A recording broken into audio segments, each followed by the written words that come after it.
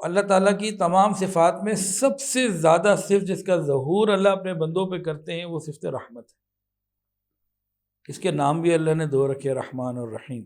رحمان وہ ہے جب اس سے مانگا جائے وہ عطا کرے، رحمان اس ذات کو کہتے ہیں جب اس سے مانگا جائے تو وہ عطا کرے، اور رحیم اس کو کہتے ہیں اس سے اگر نہ مانگا جائے تو وہ ناراض ہو جائے۔ جو اللہ کو پکارتا رہتا ہے، اللہ سے مانگتا رہتا ہے، اللہ کو اس کی پوری پوری پرواہ ہوتی ہے، فکر ہوتی ہے، خیال رکھتے ہیں، اور جو اللہ سے نہیں مانگتا پھر اللہ کو اس کی کوئی پرواہ نہیں ہوتی، جدھر مرضی جائے۔ اللہ تعالیٰ کی رحمت کے 100 حصے، 99 اللہ نے آخرت کے لیے رکھے ہوئے، ابھی ان کو استعمال نہیں کیا۔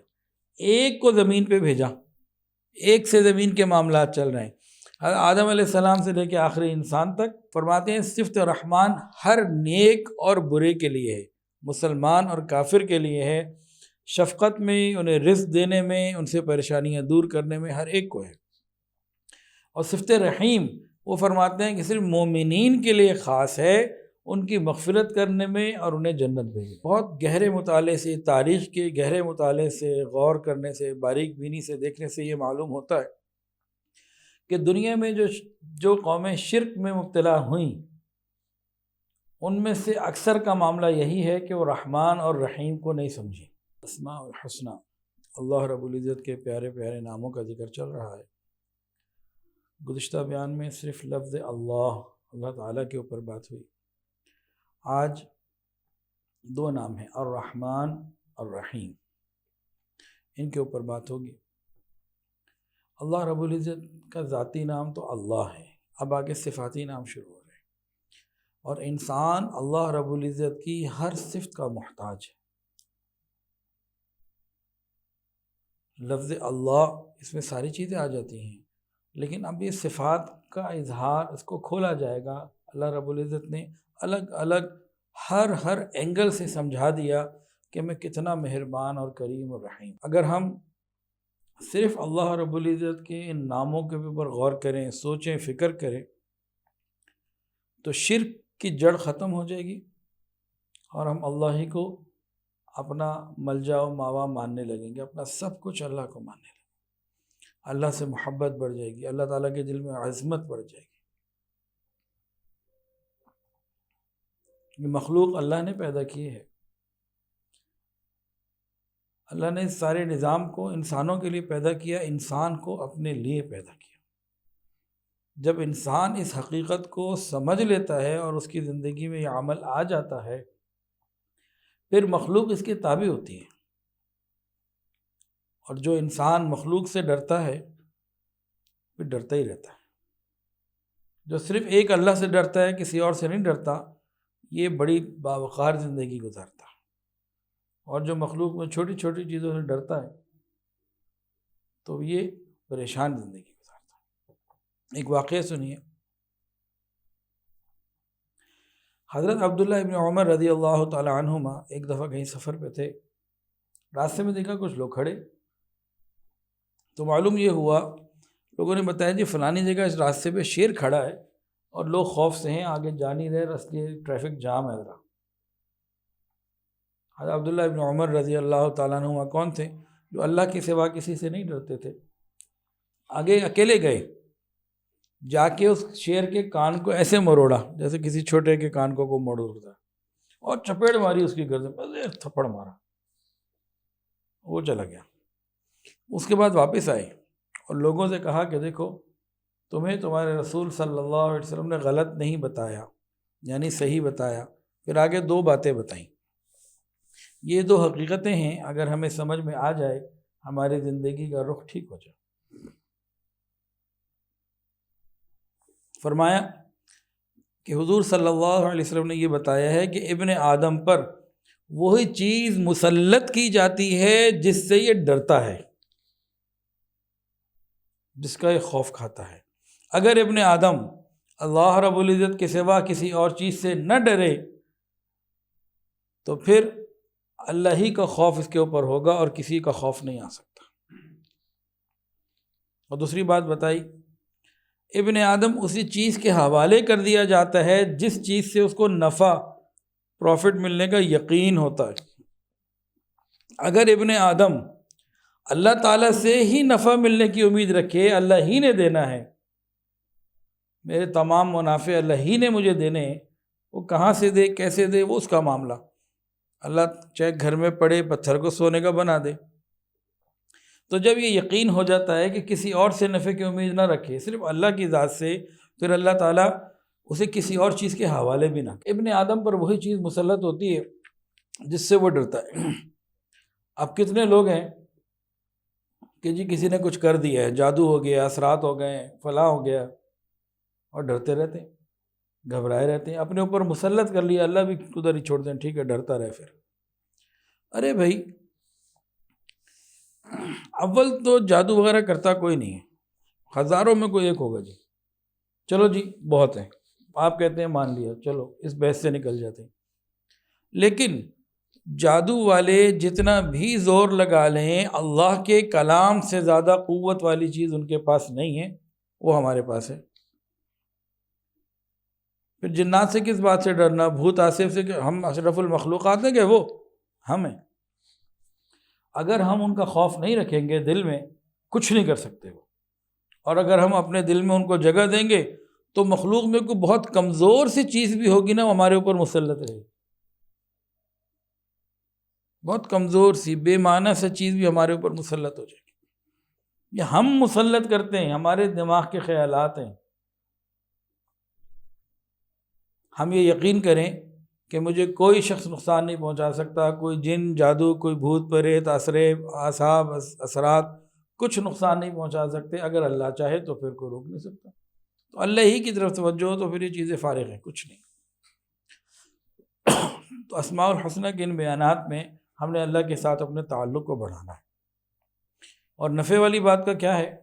نفع والی بات کا یہ ہے کہ ایک انسان کو یقین ہے جی مجھے تو اس دکان سے ملے گا، میرا فلاں برانڈ ہے، میرا برانڈ چلے گا تو ملے گا، میرا جناب فلانا بزنس ہے، یہ بزنس ہوگا تو ملے گا، نہیں، یہ سب اسباب ہیں۔ ہماری نظر اللہ کے اوپر رہے، اللہ نے دینا ہے جہاں سے چاہے عطا۔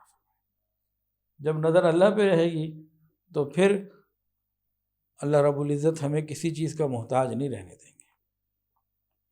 تو اسماء الحسنہ میں پہلے اللہ کا نام آیا، اب صفات کو ہم شروع کر رہے ہیں، اور یہ یاد رکھیے کہ ہر صفت ہماری ضرورت ہے، ہم اللہ تعالیٰ کی ہر صفت کے محتاج ہیں۔ جب ان صفات کو ہم سمجھ لیں گے تو بس انشاءاللہ غیر اللہ کو چھوڑ کر اللہ کے در پر آ جائیں گے۔ آج دو صفتیں بیان کرنی ہیں، دو نام، الرحمن الرحیم۔ الرحمن بے حد رحم کرنے والا، الرحیم بڑا ہی مہربان۔ یہ دونوں رحمت ہی سے متعلق ہیں۔ اچھا ایک بات اور، اللہ تعالیٰ کی ہر صفت کے ہم محتاج ہیں، لیکن اللہ تعالیٰ کی تمام صفات میں سب سے زیادہ صفت جس کا ظہور اللہ اپنے بندوں پہ کرتے ہیں وہ صفت رحمت ہے۔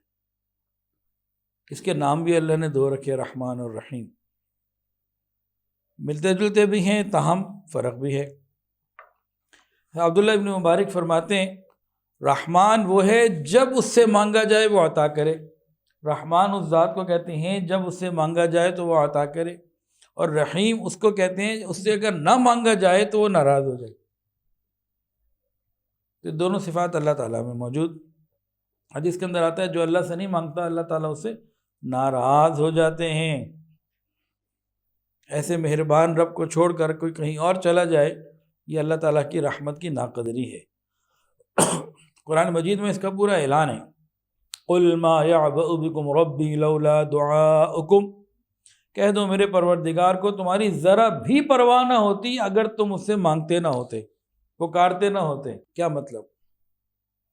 جو اللہ کو پکارتا رہتا ہے، اللہ سے مانگتا رہتا ہے، اللہ کو اس کی پوری پوری پرواہ ہوتی ہے، فکر ہوتی ہے، خیال رکھتے ہیں، اور جو اللہ سے نہیں مانگتا پھر اللہ کو اس کی کوئی پرواہ نہیں ہوتی، جدھر مرضی جائے، جدھر مرضی جا کے پھنسے۔ تو اللہ سے مانگتے رہیں تاکہ اللہ تعالی ہماری ضروریات کو پورا کرتے رہیں۔ الرحمن الرحیم دونوں رحمت سے متعلق، لیکن ایک اور فرق بھی ہے، وہ کیا؟ رحمان کے معنی وہ ہے کہ جس کی رحمت بہت وسیع ہو، ایکسٹینسو ہو، سب پر ہو، ہر ایک پر ہو، اسے کہتے ہیں رحمان۔ اپنوں پہ بھی، پرائے پہ بھی، غیروں پہ بھی، یاروں پہ بھی، غداروں پہ بھی اور وفاداروں پہ بھی، ایمان والوں پہ بھی اور کافر پہ بھی۔ الرحمن، اور رحیم کسے کہتے ہیں؟ وہ ذات جس کی رحمت بہت زیادہ ہو، مکمل طور پر ہو، انٹینسو ہو، اسے رحیم کہتے ہیں۔ دیکھیں انسان کو پتہ لگے رحمان کا مطلب یہ ہے کہ جس کی رحمت سب کے اوپر ہے، تو دماغ میں کہیں خیال آ سکتا ہے اچھا سب کو دے رہا ہے تو پتہ نہیں مجھے کیا ملے گا، پوری بھی پڑے گی کہ نہیں پڑے گی، سب کو جو دینا ہے۔ تو ساتھ ہی نام آ گیا رحیم، کہ نہیں سب کو بھی دینا ہے اور مکمل کامل طور پر دینا ہے جو اس کو پوری پڑ جائے۔ تو دنیا کے حساب سے تو رحمان کی صفت اور رحیم کی صفت، اس سے مسلمان بھی فائدہ اٹھاتے ہیں اور غیر مسلم بھی اٹھاتے ہیں، لیکن آخرت کے اعتبار سے اگر اس کو غور کیا جائے تو آخرت میں یہ ساری رحمتیں مومنین کے لیے خاص ہو جائیں گی۔ وَكَانَ بِالْمُؤْمِنِينَ رَحِيمًا کا صحیح طور پہ ظہور قیامت کے دن ہوگا خالص مومن کے لیے۔ ایک حدیث کے اندر آتا ہے مفہوم، عرض کر رہا ہوں، اللہ تعالیٰ کی رحمت کے 100 حصے 99 اللہ نے آخرت کے لیے رکھے ہوئے، ابھی ان کو استعمال نہیں کیا، ایک کو زمین پہ بھیجا، ایک سے زمین کے معاملات چل رہے ہیں، آدم علیہ السلام سے لے کے آخری انسان تک، پہلے جن سے لے کے آخری جن تک، پہلے جانور سے لے کے آخری جانور تک، تمام مخلوقات میں شروع والے سے لے کے آخری تک، جس نے جس سے جتنی محبت کی وہ اس ایک حصے کا کچھ اثر ہے، اور قیامت والے دن یہ ایک حصہ بھی اس 99 سے جا کے ملے گا، اور اس دن یہ رحمت صرف اور صرف ایمان والوں کے لیے ہوگی۔ جو اللہ کی رحمت، جو اللہ کی ذات کے ساتھ کسی کو شریک نہیں ٹھہراتے، ان کے ساتھ ہوگی۔ وہ کیسی رحمت ہوگی، کیا اس کا ظہور ہوگا، وہ تو قیامت کے دن ہی پتہ چلے گا۔ لیکن ایک بات سمجھ میں آتی ہے، دنیا میں ہم سب پر اللہ کی رحمتیں ہر آن ہر وقت برس رہی ہیں، لیکن کہیں نہ کہیں کوئی تکلیف اور غم بھی ہوتا ہے۔ ایک آدمی پر اللہ کی بڑی رحمت ہے لیکن اس کا بیٹا انتقال کر گیا، اس کو اس کا غم ہے، یا ایک آدمی اس کے پر اللہ کی بڑی رحمتیں ہیں لیکن اس کے والدین دنیا سے جا چکے ہیں، ان کو جدائی کا غم ہے۔ دنیا کا نظام ہی ایسا۔ وہاں کیا ہوگا؟ وہاں مومنین کے اوپر جب رحمت خصوصی طور پر نازل کی جائے گی تو کسی قسم کی کوئی غم کی بات، تکلیف، پریشانی، آفت کچھ نہیں ہوگا، صرف رحمت ہی رحمت ہوگی، اور وہ اس کا جو مقام اصل ہے وہ جنت ہے، کہ وہاں کسی قسم کی تکلیف کا دور دور تک کوئی نام و نشان نہیں ہوگا۔ حضرت عبداللہ ابن عباس رضی اللہ تعالیٰ عنہما ان دونوں ناموں کے متعلق فرماتے ہیں، الرحمن اور رحیم، فرماتے ہیں صفت رحمان ہر نیک اور برے کے لیے ہے، مسلمان اور کافر کے لیے ہے، شفقت میں، انہیں رزق دینے میں، ان سے پریشانیاں دور کرنے میں، ہر ایک کو ہے۔ اور صفت رحیم وہ فرماتے ہیں کہ صرف مومنین کے لیے خاص ہے، ان کی مغفرت کرنے میں اور انہیں جنت بھیجنے میں۔ گویا عمومی رحمت سے آج سب فائدہ اٹھا رہے ہیں، لیکن خصوصی رحمت ایمان والوں کے لیے قیامت کے دن ہوگی۔ الرحمن یعنی عام رحمت والی وہ ذات جس کی رحمت سے سارے عالم کے سارے انسان، جنات، تمام مخلوقات ہر لمحہ فائدہ اٹھا رہے ہیں، جو آج تک پیدا ہو کے چلے گئے، جو موجود ہیں، جو آنے والے ہیں، سب پر اس کی رحمت عام ہے۔ یہ کس نام کا مطلب بتایا جی؟ الرحمن کا۔ یہ جان لیجئے، سمجھ لیجئے کہ رحمان کی یہ صفت صرف اللہ ہی کے لیے ہے۔ جس طرح لفظ اللہ یہ اللہ تعالیٰ کے علاوہ کسی اور کے لیے نہیں بولا جا سکتا، استعمال ہو سکتا، بالکل اسی طرح لفظ رحمان یہ بھی کسی مخلوق کے لیے نہیں بولا جا سکتا۔ لفظ اللہ واحد ہے، اس کی جمع اور تثنیہ کچھ بھی نہیں ہے، نہ اس کو دو کر سکتے، اس کی جمع کوئی نہیں ہے۔ اسی طرح لفظ رحمان یہ بھی واحد ہے، اس کی بھی جمع کوئی نہیں، نہ تثنیہ کوئی، نہ جمع کوئی۔ اسی وجہ سے کسی کا نام رحمان ہو یہ جائز نہیں۔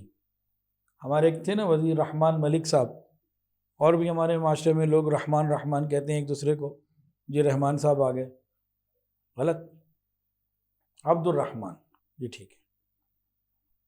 تو لفظ اللہ لفظ رحمان یہ کسی کے نام نہیں ہو سکتے۔ عبد الرحمن ٹھیک ہے، عبداللہ۔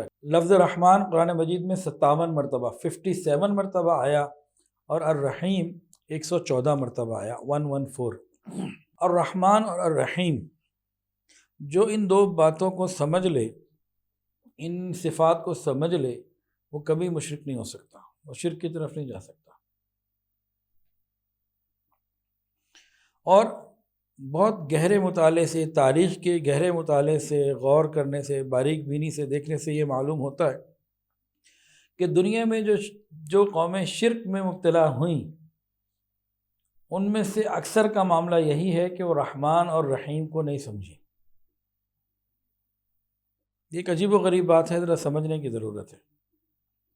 اللہ رب العزت کے بارے میں بہت سی قوموں نے یہ نظریہ رکھا کہ جیسے اللہ کو سمجھا دنیا کے بادشاہوں کی طرح۔ دنیا کے بادشاہوں کا کیا معاملہ ہوتا ہے؟ جلال غالب ہوتا ہے، ہر آدمی ان تک پہنچ نہیں سکتا، ایک رعب ہوتا ہے، اور ان کی رحمت اگر ہوتی بھی ہے تو خاص لوگوں کے لیے ہوتی ہے، ہر ایک کے لیے عام نہیں ہوتی۔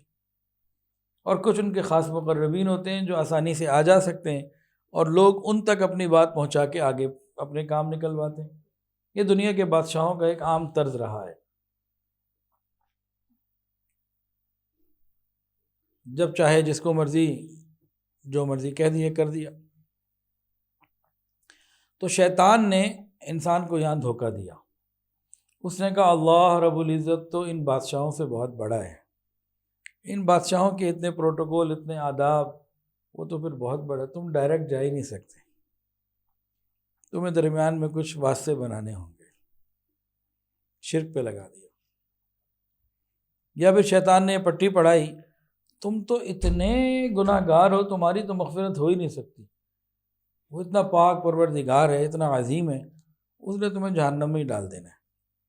اب جنت جانا چاہتے ہو نا، درمیان کے واسطے پکڑ لو، انہیں منانا آسان ہے، یہ اس کو پھر بنا لیں گے۔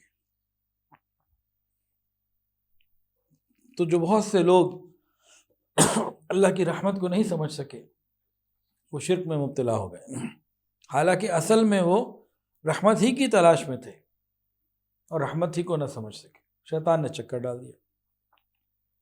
تو بہت سارے لوگ رحمان اور رحیم کا صحیح مطلب نہ سمجھنے کی وجہ سے شرک میں مبتلا ہوئے، اور شیطان نے بڑی بڑی پٹیاں پڑھائیں کہ دیکھو وہ تو ایک اکیلا ہے، تو بہت ساری ضروریات ہوتی ہیں۔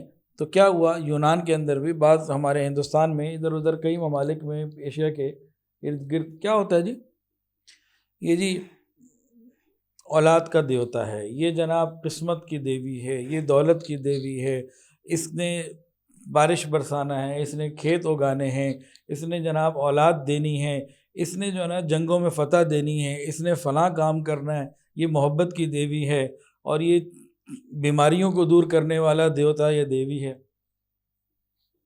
لمبی تفصیل بنا دی سب اللہ سے دور کرنے کے لیے۔ تو جو اللہ تعالیٰ کی صفات پر غور کر لے گا، سمجھ لے گا، یہ کبھی شرک کی طرف جا ہی نہیں سکتا۔ اسلام نے کیا سبق دیا کہ تمام تعریفوں کا اور خوبیوں کا مستحق، ہر طرح کی قوت اور قدرت کا مالک، نفع اور نقصان کا مالک، زندگی اور موت کا مالک، رزق صحت اس کا مالک، اور امیر ہونا یا غریب ہونا انسان کا اختیار نہیں، وہ رب ہی کا اختیار ہے۔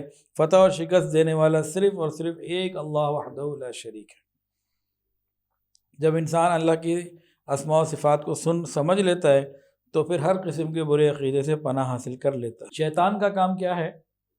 مایوسی پھیلانا۔ اِنَّهُ لَا يَيْأَسُ مِن رَّوْحِ اللَّهِ إِلَّا الْقَوْمُ الْكَافِرُونَ۔ وہ کیا کرتا ہے؟ مایوسی کی طرف لے جاتا ہے۔ اللہ تعالیٰ رحمت کی طرف بلاتے ہیں، وہ مایوسی کی طرف لے جاتا ہے۔ اللہ کے دربار میں مایوسی جرم ہے، مایوسی کفر ہے، مایوسی نافرمانی ہے، مایوسی اللہ کی رحمتوں کی ناقدری ہے۔ اللہ فرماتے ہیں وَإِلَٰهُكُمْ إِلَٰهٌ وَاحِدٌ لا الہ الا هو الرحمن الرحیم، تمہارا خدا ایک ہی خدا ہے، اس کے سوا کوئی خدا نہیں، جو سب پر مہربان اور بہت مہربان ہے۔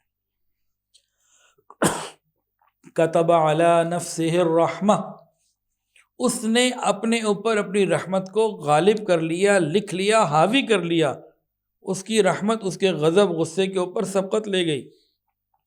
اللہ تعالیٰ نے مخلوقات کو پیدا کیا اور یہ معاہدہ بھی لکھ لیا، کتب علی نفسہ الرحمہ، کتب علی نفسہ الرحمہ۔ اللہ تعالیٰ تو انسان کی ہر ضرورت کو اپنی رحمت سے پورا کرتے ہیں۔ اللہ نے زمین کے اوپر رحمت کی ایک نظیر ماں کی شکل میں پیدا کی۔ بچہ بھوکا ہونا تو بعد میں کھاتی ہے، پہلے انہیں کھلاتی ہے، پیاسا ہو تو بعد میں پیتی ہے، پہلے بچے کو پلاتی ہے۔ سردی کی رات ہو اور بچہ بستر پر پیشاب کر دے تو یہ گیلی جگہ پر چاہے خود لیٹنا پڑے پاک کر کے گیلی جگہ پہ، لیکن بچے کو خشک جگہ پہ لیٹاتی ہے۔ تو ماں اللہ تعالیٰ کی رحمت کا ایک چھوٹا سا ادنا سا نمونہ ہے۔ ماں کبھی برداشت نہیں کر سکتی کہ اس کی اولاد آگ میں جلے۔ ایک مرتبہ نبی کریم صلی اللہ علیہ وسلم کے پاس کچھ قیدی لائے گئے۔ ان قیدیوں میں ایک عورت تھی جو کسی بچے کی ماں تھی، بچے کو تلاش کر رہی تھی، بے تابانہ انداز سے، بے قراری سے۔ بچہ مل گیا، اس کو فوراً سینے سے لگایا، دودھ پلانا شروع کر دیا، پیار کیا۔ نبی علیہ السلام نے یہ منظر جب دیکھا تو صحابہ سے پوچھا، کیا یہ عورت اپنے بچے کو آگ میں جلا دے گی؟ اللہ، ممکن ہی نہیں ہے، کیسے ہو سکتا ہے؟ جب تک اس کی قوت اور قدرت ہے یہ ایسا کبھی نہیں کر سکتی۔ رسول اللہ صلی اللہ علیہ وسلم نے ارشاد فرمایا کہ جتنی اس ماں کو اپنے بچے سے محبت، اللہ رب العزت کو اپنے بندوں سے اس سے زیادہ محبت۔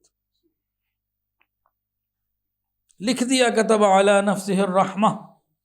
اللہ تعالیٰ اگر نہ لکھتے، ویسے ہی فرما دیتے تب بھی کافی تھا، لیکن یہ تو معاہدہ لکھ دیا۔ عام آدمی بھی معاہدے کی خلاف ورزی نہیں کرتا، تو اللہ تعالیٰ، اور جب لکھ بھی دیا تو اللہ تعالیٰ کی رحمت بہت زیادہ ہے۔ اب یہاں پہ کیا ہوتا ہے، بعض لوگ، توجہ کیجئے گا، بعض لوگ، بعض قومیں اللہ تعالیٰ کی رحمت کو نہ سمجھ کے مشرک ہو گئیں، اور بہت سارے مسلمان اللہ تعالیٰ کی رحمت کو صحیح طور سے نہ سمجھنے کی وجہ سے فاسق اور فاجر ہو گئے۔ بہت سارے مسلمان رحمت کی ان باتوں کو سن کر رحمت سے دور ہو رہے ہیں۔ کیسی عجیب بات ہے، یہ کیسے ہو سکتا ہے کہ بھئی ایک آدمی کو اللہ کی رحمت کی باتیں پتہ لگیں اور یہ شخص فاجر اور فاسق ہو جائے، نمازیں چھوڑ دے، عبادت چھوڑ دے، نیکی چھوڑ دے؟ جی ایسا ہوتا ہے۔ شیطان نے بعضوں کو تو مشرک بنا دیا، انہوں نے تو اور خدا بنا لیے، لیکن بہت سے مسلمان جو اس چکر سے اس کے بچ گئے، دوسرے چکر میں آ گئے۔ وہ کیا جی کہ جی حدیث کے اندر آتا ہے کہ اللہ تو ماؤں سے زیادہ محبت کرتے ہیں۔ اللہ خود کہتے ہیں میں نے اپنے اوپر رحمت لکھ لی ہے، وہ بڑا غفور اور رحیم ہے۔ جی پھر نماز پڑھنے کی کیا ضرورت، پھر پردہ کرنے کی کیا ضرورت، پھر روزے رکھنے کی کیا ضرورت؟ بڑا غفور اور رحیم ہے۔ آپ کو معاشرے میں ایسے بہت سارے لوگ ملیں گے، یہ بھی بھٹک گئے راستے سے۔ یہ وہ لوگ ہیں جنہوں نے قرآن کو سمجھا نہیں، رحمت کو سمجھا نہیں۔ اب سوال یہ پیدا ہوتا ہے کہ اللہ کی رحمت سے، اللہ کی رحمت اور مغفرت کے حقدار کون ہیں؟ ابھی تک تو یہ پتہ نا ہر ایک پر اللہ کی رحمت ہے، وسیع ہے، کامل ہے، مکمل ہے، لیکن اس کے اندر کچھ تفصیل ہے۔ اللہ تعالیٰ کی رحمت اور مغفرت کے حقدار کون ہیں؟ رحمت کی وسعت اور کشادگی تو بہت زیادہ ہے، لیکن رحمت کے دروازے میں داخلے کی جو شرط ہے وہ کیا کہ بندہ اس رحمت والے آقا کی طرف رجوع تو کرے، اس کی طرف مائل تو ہو، گناہ چھوڑنے کا ارادہ تو کرے، نہ چھوٹے گناہ الگ بات، نہ اس کا پورا بن سکے الگ بات، توجہ تو کرے، آئے تو صحیح، سر تو جھکائے، تو بس یہ شرط ہے، یہ مشکل شرط نہیں ہے۔ تو بہت سے لوگ اللہ کی رحمت کو نہ سمجھنے کی وجہ سے اللہ کے نافرمان ہو جاتے ہیں۔ حالانکہ قرآن مجید میں جگہ جگہ، میں آپ کو 3 جگہ سے پڑھ کے سناتا ہوں، اللہ نے واضح کر دیا۔ عام طور سے جہاں رحمت کا ذکر آ رہا ہے، ساتھ ہی ساتھ انصاف کا ذکر بھی آ رہا ہے، عدالت کا ذکر بھی آ رہا ہے، صرف رحمت نہیں۔ سورہ فاتحہ میں پڑھتے ہیں نا، الحمدللہ رب العالمین الرحمن الرحیم، رحمت کا ذکر آیا تو آگے کیا ہے جی؟ مالک یوم الدین، عدالت کا، انصاف کا ذکر آ گیا نا، کہ مالک بھی ہے، چاہے تو پکڑ بھی سکتا ہے۔ دوسری جگہ فرمایا نبئ عبادی انی انا الغفور الرحیم وان عذابی هو العذاب العلیم، میرے بندوں کو بتا دیجئے بہت بخشنے والا ہوں، بڑا مہربان، یہ بھی بتا دیجئے کہ میرا عذاب بڑا دردناک ہے۔ دونوں باتیں ساتھ ساتھ چل رہی ہیں۔ غافر الذنب وقابل التوب شدید العقاب ذی الطول، گناہوں کو معاف کرنے والا، توبہ کو قبول کرنے والا اور سخت سزا دینے والا۔ تو وہ لوگ کیا کرتے ہیں، اس بات کو بھول جاتے ہیں کہ وہ سزا دینے والا بھی ہے۔ یہ جو لوگ کہتے ہیں نا اللہ بڑا غفور و رحیم ہے جی، خود ہی بخش دے گا، نمازوں کی، دین کی کیا ایسی ضرورت ہے، ایسی کیا سختی ہے جی، اس بات کو سمجھیں۔ اللہ رب العزت کی رحمت یہ تقاضا نہیں کرتی کہ ہم زیادہ نڈر ہو کے گناہ کریں، یہ مطلب نہیں ہے، غلط شیطان نے ہمیں سمجھا دیا۔ اللہ کی رحمت اس بات کا تقاضا کرتی ہے ہم زیادہ اس کے فرما بردار ہو جائیں۔ اس کی مثال سادہ سی، ایک باپ ہو بہت ہی شفیق، رحیم، کریم، مہربان، اپنے بچوں پہ ہر ضرورت پوری کرنے والا، ہر خواہش پوری کرنے والا، بچوں کو طرف کوئی تکلیف نہیں آنے دیتا، بچے غلطی کریں فوراً معاف کر دیتا۔ اب یہ بچے جان بوجھ کر اپنے باپ کی اس لیے نافرمانی کریں کہ باپ بڑا اچھا ہے، بڑا مہربان ہے، تو کیا خیال ہے آپ کا، ان بچوں کو ہم کیا کہیں گے؟ بتائیں، کوئی بھی بتائے۔ بے وقوف کہیں گے، اور نافرمان، اور بے حیا بھی تو کہہ سکتے ہیں نا، حیا ہی نہیں آتی، شرم ہی نہیں آتی کہ باپ اتنا اچھا اور یہ جان جان کے باپ کو اس لیے تکلیف دے کہ باپ اچھا۔ کسی بہو کو اگر ایسی ساس مل جائے کہ اس کی عزت کرے، اس کا خیال رکھے، اس کی ضرورتوں کو پورا کرے، اور وہ جان بوجھ کے اپنی ساس کی اس لیے نافرمانی کرے کہ ساس بڑی اچھی، کیا کہیں گے؟ اس کو چاہیے تھا قدر کرتی، نصیب سے ملتی ہے ایسی ساس، مل گئی ہے تو اس نے قدر نہیں کی۔ تو بڑوں کا اچھا اور مہربان ہونا ان کی نافرمانی پہ تو دلالت نہیں کرتا کہ کرو جو مرضی ان کے ساتھ۔ تو اللہ کا رحمان اور رحیم ہونا اس کی نافرمانی پہ تو دلالت نہیں کرتا کہ ٹھیک ہے پھر کھلی چھٹی مل گئی، نہیں، اللہ نے بتا دیا کھلی چھٹی کوئی نہیں۔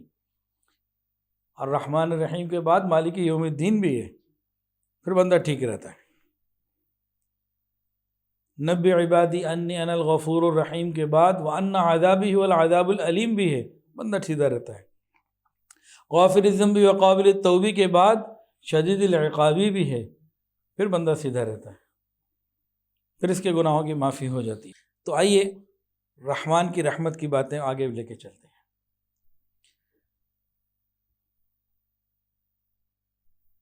یا ارحم الراحمین، یا ارحم الراحمین، یا ارحم الراحمین، یہ ایسا پیارا جملہ ہے، اللہ کو اتنا پیارا لگتا ہے، قربان جائیں اللہ کی رحمتوں کے اوپر۔ حدیث کے اندر آتا ہے جو 3 مرتبہ کہتے ہیں نا ارحم الراحمین، اللہ نے فرشتوں میں سے ایک فرشتے کو اس لیے مقرر کیا ہوا ہے کہ جیسے ہی کوئی میرا بندہ 3 مرتبہ یہ کہہ دے تو وہ فرشتہ فوری طور پر اس کہنے والے کو کہتا ہے بھئی اللہ تعالیٰ تیری طرف متوجہ ہو گیا، مانگ اب۔ ایک حدیث کے اندر آتا ہے کہ کسی نے یوں دعا کی یا ارحم الراحمین کر کے نا، ارحم الراحمین، حضور صلی اللہ علیہ وسلم نے اس کو دیکھا تو فرمایا، ان کو دیکھا تو فرمایا کہ بھئی اب اللہ سے مانگ، اللہ تیری طرف متوجہ ہو چکی۔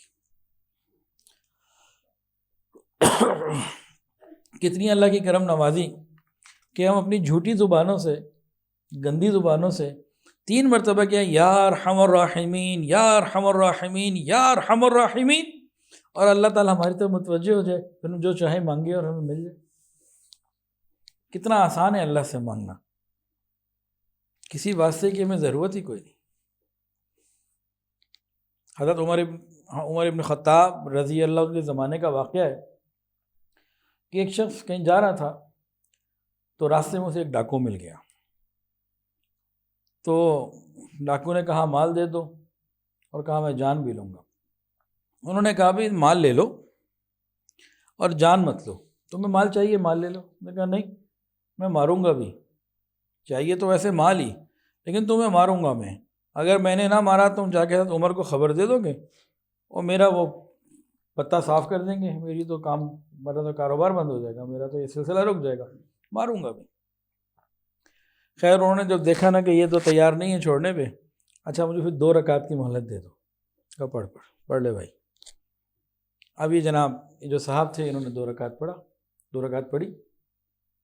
2 رکعت پڑھنے کے بعد انہوں نے جب ہاتھ اٹھائے نا تو کہا یا ارحم الراحمین۔ ادھر سے یہ جو بندہ تھا نا اس نے تلوار نیام سے نکالی، ادھر سے ایک آواز آئی غیب کی، لا تقتلوا، اسے قتل مت کرنا۔ اب یہ رکا، دیکھ رہا ہے نظر کوئی نہیں آ رہا، اس نے اور ہاتھ اٹھایا، ہوا تک اوپر گیا اس کا ہاتھ، تلوار ہاتھ میں، ادھر سے ادھر انہوں نے کہا یا ارحم الراحمین، دوسری مرتبہ کہا، پھر ایک آواز آئی اسے قتل مت کرنا، تلوار ہاتھ میں، پھر دیکھ رہا ہے کوئی نظر نہیں آ رہا۔ اب جو آگے بڑھا ہے نا کہ بس میں وار کروں، تو جیسے تیسری دفعہ انہوں نے کہا یا ارحم الراحمین، تو تیسری دفعہ آواز آئی لا تقتلوا، اسے قتل مت کرنا۔ فوراً ایک سامنے بندہ آیا، اس نے ایسا کوئی تیر تلوار سے کوئی وار کیا، یہ بندہ تیر مارا، اس نے سامنے ایک نوجوان آیا، اس نے تیر مارا، یہ بندہ ایسے گرا کہ اس کا سر تن سے جدا ہو گیا اور سر جل بھی گیا۔ اب یہ صاحب آرام سے بیٹھے ہوئے تھے، انہوں نے ان سے پوچھا کہ تم یہ بتاؤ تم ہو کون؟ آئی تو تم میرے لیے ہو، اللہ نے تمہیں بھیجا تو میرے لیے، لیکن ذرا تعارف تو کرا دیجیے جناب آپ ہیں کون؟ کہا میں 4تھے آسمان کا فرشتہ ہوں۔ جب تو نے کہا نا یا ارحم الراحمین، میں نے اللہ سے مانگا اللہ مجھے اجازت دے میں اس کی مدد کروں۔ پہلی دفعہ جب تم نے کہا تھا ارحم الراحمین میں آسمانوں میں تھا، دوسری مرتبہ ارحم الراحمین کہا میں آسمان دنیا پر آ چکا تھا، اور تیسری دفعہ ارحم الراحمین جب تم نے پکارا تو میں سامنے آ چکا تھا۔ کتنا آسان طریقہ ہے اللہ سے مانگنے کا، جو مانگنا ہو پہلے 3 مرتبہ کہیں یا ارحم الراحمین یا ارحم الراحمین یا ارحم الراحمین، اللہ ہم سب کی مغفرت فرما۔ یا ارحم الراحمین قرآن مجید میں کئی جگہ آپ کو ہم سناتے ہیں، ابھی ہزاروں سال پہلے انبیاء کرام بھی اسی طرح مانگتے تھے۔ ایک نبی تھے بڑے ہی بیمار، تو آج اگر کسی کی بیماری ہے وہ پھر ایوب علیہ السلام والی دعا مانگے نا، انی مسنی الضر وانت ارحم الراحمین، اللہ آج اس بیمار کو شفا دے دیں گے۔ کیا مانگنا ہے؟ انی مسنی الضر وانت ارحم الراحمین۔ کس کی دعا؟ حضرت ایوب علیہ السلام کی۔ ہزاروں سال پہلے اللہ نے یہ دعا ان کی قبول کی تھی، قرآن میں ذکر کیا تو کیوں کیا؟ کہ آج کا مریض بھی تو مانگے نا۔ کوئی آدمی حالات کی وجہ سے پریشان ہے، کسی تکلیف کے اندر ہے، حفاظت میں اللہ کی آنا چاہتا ہے، وہ کیا مانگے؟ اس کے لیے بھی ہزاروں سال پہلے ایک نبی دعا مانگ گئے، حضرت یعقوب علیہ السلام، فاللہ خیر حافظا وہو ارحم الراحمین، فاللہ خیر حافظا وہو ارحم الراحمین۔ اللہ حالات کی تنگی سے نکال دیں گے، حالات آسان کر دیں گے، بہتر کر دیں گے۔ حالات میں پریشان ہے، مانگے نا پھر یہ دعا، بار بار اللہ سے مانگے۔ قرآن میں اللہ نے بھی اس لیے دی ہے یہ۔ کوئی آدمی دیکھتا ہے کہ میرا بھائی دین سے دور ہے، بہت سی بچیاں کہتی ہیں میرا بھائی جو ہے نا جب سے کالج یونیورسٹی گیا ہے بس الامان والحفیظ، کیا کریں؟ اپنے بھائیوں کے لیے پریشان ہیں، تو آئے نا ہزاروں سال پہلے ایک نبی نے دعا مانگی تھی، اس میں ہمیں سکھا دیا گیا کہ اپنے لیے اور اپنے بھائی کے لیے کیسے مانگنا ہے۔ وہ کیا دعا ہے؟ رب اغفر لی ولی اخی وادخلنا فی رحمتک وانت ارحم الراحمین۔ رب اغفر لی، اللہ میری مغفرت فرما، ولی اخی اور میرے بھائی کی مغفرت فرما، وہ دین سے دور ہے، دین کے قریب لے اللہ۔ سگا بھائی ہے، دینی بھائی ہے، مسلمان بھائی ہے، کلمہ پڑھنے والا بھائی ہے نا۔ رب اغفر لی، اللہ میری بھی مغفرت فرما، ولی اخی میرے اس بھائی کی بھی مغفرت فرما، وادخلنا فی رحمتک، ہم دونوں کو اپنی رحمت میں داخل فرما، وانت ارحم الراحمین، اور تو تمام رحمت کرنے والوں سے زیادہ رحم کرنے والا۔ پھر اپنے گھر والوں کے لیے بھی مانگیں۔ ان کے لیے کیا مانگیں؟ وہ بھی ہزاروں سال پہلے ایک دعا مانگی حضرت یوسف علیہ السلام نے، اپنے گھر والوں کے لیے خوش ہو کر اللہ سے مانگیں ان کو کہ یغفر اللہ لکم وہو ارحم الراحمین۔ حضرت یوسف علیہ السلام نے اپنے بھائیوں کو، گھر والوں کو کہا تھا نا، ہم بھی اپنے گھر والوں کو یہ کہا کریں، یغفر اللہ لکم وہو ارحم الراحمین، اللہ تمہیں معاف کرے، وہ سب رحم کرنے والوں سے زیادہ رحم کرنے والا۔ الرحمن الرحیم، رحمت کی باتیں ہیں، ہم سب چاہتے ہیں کہ ہم پر رحمت ہو، لیکن دو وجوہات کی وجہ سے ہم رحمت سے محروم رہ جاتے ہیں بہت ساری دفعہ۔ رحمت کا قطعاً علم نہ ہونے کی وجہ سے بہت سے لوگ مشرک ہو گئے، رحمت کی اوور ڈوز لینے کی وجہ سے بہت سے لوگ نافرمان ہو گئے کہ جی وہ رحیم میں کیا ضرورت ہے نماز پڑھنے کی، تو وہ ادھر باہر گرے، یہ ادھر باہر گرے۔ لیکن کچھ اور بھی ہیں جو ذرا نمازیں بھی پڑھتے ہیں، جو نہ مشرک ہوئے، نہ اوور ڈوز کی وجہ سے دین سے دور ہوئے، نہ رب کا در چھوڑا، نہ مسجد کا در چھوڑا، نماز بھی پڑھ لیتے ہیں، اور جناب تو وحد اللہ کو وحدہ لا شریک بھی مانتے ہیں، لیکن پھر بھی رحمت سے کہیں نہ کہیں دور رہتے۔ یہ کون لوگ ہیں؟ یہ مسئلہ بھی حل کر دیں یا رہنے دیں؟ کر دیں جی حل۔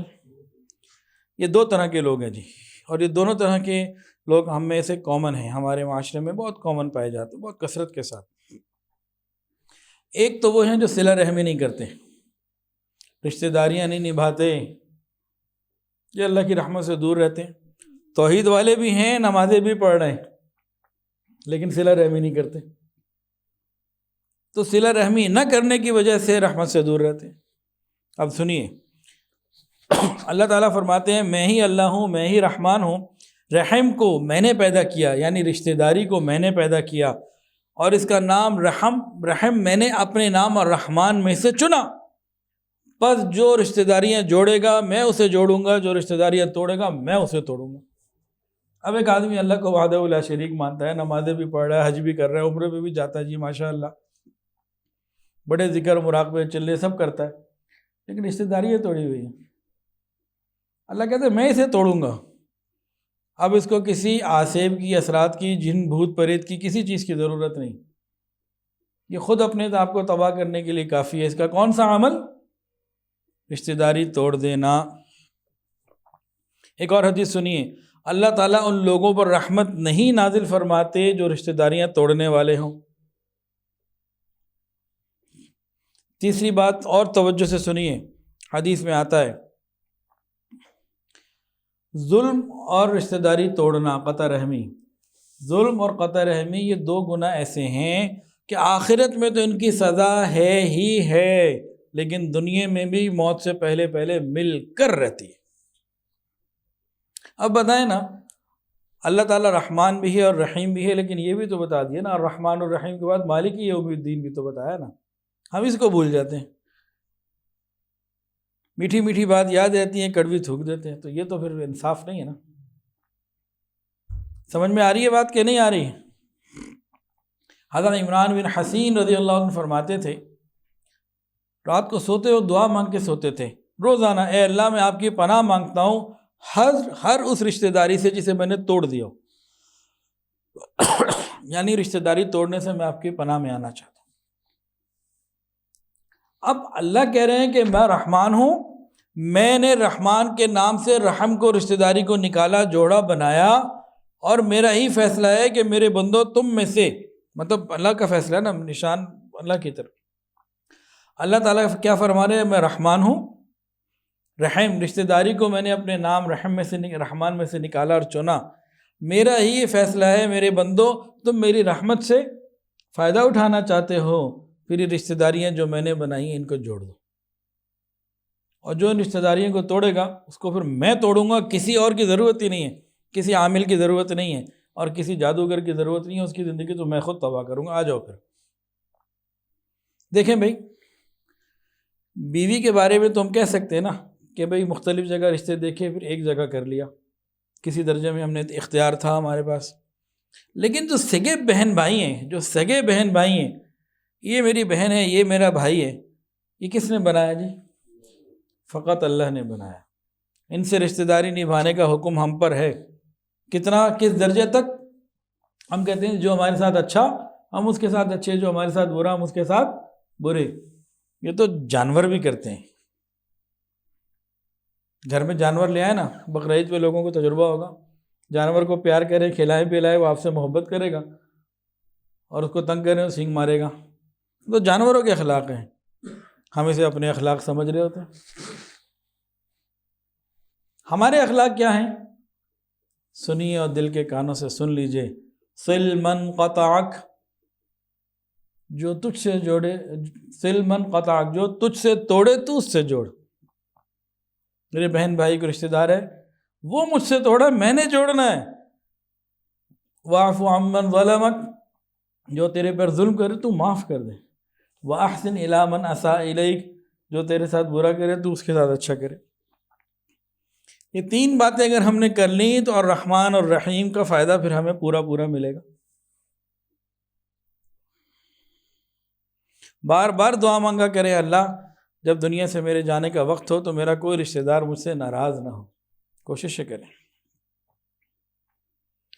قطع تعلقی، رشتہ داروں کو ناراض کرنا، تنگ کرنا، یہ اللہ تعالیٰ کی رحمت ملنے میں پھر رکاوٹ بنتی ہے. والدین کی خدمت میں کوتاہی، والدین کے انتقال کے بعد ایصال ثواب تو بہت لوگ کرتے ہیں. کوئی مسجد بنا رہا ہے، کوئی مدرسے بنا رہا ہے، کوئی خانقاہ بنا رہا ہے، کوئی اللہ کے راستے میں خرچ کر رہا ہے، کوئی غریبوں کو کھانا کھلا رہا ہے، اور کوئی اتنے قرآن پڑھ رہا ہے، کوئی اتنی صورتیں پڑھ رہا ہے. یہ سب بہت اچھا، لیکن جو والدین کی نشانیاں بہن بھائی ہیں ان کا حق بھی تو پورا دو، وراثت تو پوری ادا کرو، ان کے ساتھ بھی تو جوڑ رکھو. وہ نہیں کرتے. نتیجتاً پریشانیاں آتی ہیں، پھر ادھر ادھر بھاگتے ہیں کہ کسی نے کچھ کر دیا. کسی کی ضرورت کیا ہے؟ ہم خود کافی ہیں اپنی تباہی کے لیے. اپنے پاؤں میں کلہاڑی جو خود مارے اور اس کے بعد کہے جی کسی نے کچھ کر دیا ہے، تو بیوقوفی کی بات ہے. میراث کو تقسیم نہیں کرتے. یا پھر کیا ہوتا ہے، بیوی کی یک طرفہ بات سن کر اپنی بہن بھائیوں سے، ماں سے بدگمان ہو گئے، یا ماں بہن کی یک طرفہ بات سن کر بیوی سے بدگمان ہو گئے، تحقیقی نہیں کی، غوری نہیں کیا. تو یہ کام تو ہم روز کر رہے ہیں. ادھر سے سنی ادھر بدگمان، ادھر سے سنی ادھر بدگمان، اس سے بھی توڑ دیا، اس سے بھی توڑ دیا، کسی نے ادھر توڑ دیا، کسی نے ادھر توڑ دیا. تو جب ہم رحمت کے معاملے، جب ہم رشتہ داری نہیں جوڑیں گے تو ہم پر رحمتیں کیسے ہوں گی؟ ایک بات آپ کو اور بتاتے ہیں جی. بہت سے نوجوان شادی کے بعد نا اپنی نوجوانی دکھاتے ہیں، جی میں مرد ہوں، جی میں ہوں کچھ، اور جوانی میں اپنی بیوی کے اوپر بہت ظلم کرتے ہیں. آپ اکثر دیکھ لیجئے ایسے نوجوانوں کا بڑھاپا بہت برا گزرتا ہے، بہت برا گزرتا ہے. ایسے لوگوں کا بڑھاپا بہت برا گزرتا ہے. کئی کیفیات ہو سکتی ہیں، بہت ساری باتیں ہو سکتی ہیں.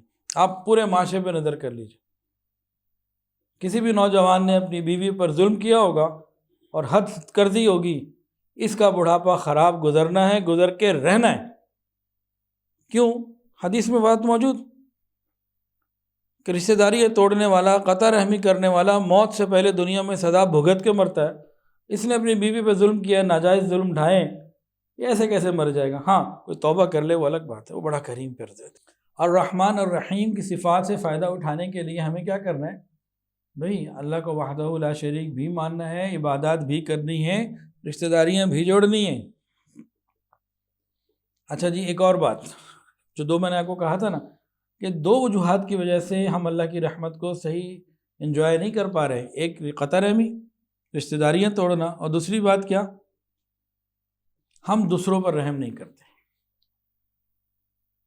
ہم اللہ سے تو چاہتے ہیں اللہ ہم پر رحم کرے، لیکن ہم دوسروں کے اوپر جو رحم کر سکتے ہیں ہم وہ نہیں کرتے. نفسی نفسی، اپنی اپنی سوچتے ہیں. اس وجہ سے بھی ہم بہت ساری جگہ رحمت سے محروم رہ جاتے ہیں. کچھ دن پہلے جب میں نے کسی سے ذکر کیا کہ اسماء الحسنہ کے اوپر بیان کرنے، تو مجھے کسی نے کہا جی اس کے اوپر بہت ساری باتیں انٹرنیٹ پہ ملتی ہیں، آپ یہ بیان کریں گے کوئی بھی نہیں سنے گا، بہت کچھ اس پہ مواد موجود ہے، کوئی ضرورت نہیں ہے بات کرنے کی، تو کوئی اور جو ہے نا وہ موضوع لے کر آئیں جس میں ذرا لوگ زیادہ سن سکیں۔ وہ شاید یہ سمجھے ہوں گے کہ میں نے جو بتانا ہے بس اتنا ہی بتانا ہے، الرحمن 100 دفعہ پڑھ لو، رحیم اتنی دفعہ پڑھ لو، یہ ہو جائے گا، وہ ہو جائے گا، فلاں ہو جائے گا۔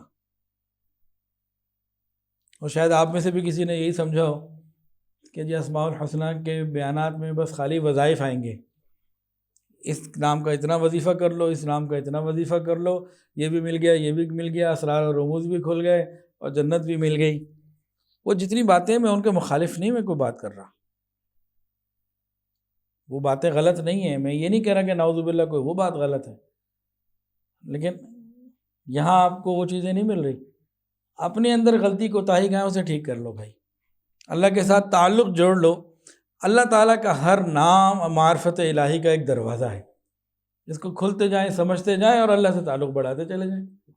بالکل شروع میں کیا کہا تھا، پہلے بیان کے بالکل ابتدا میں 4-5 باتیں بتائی تھی، سن کیوں رہے ہم؟ یہ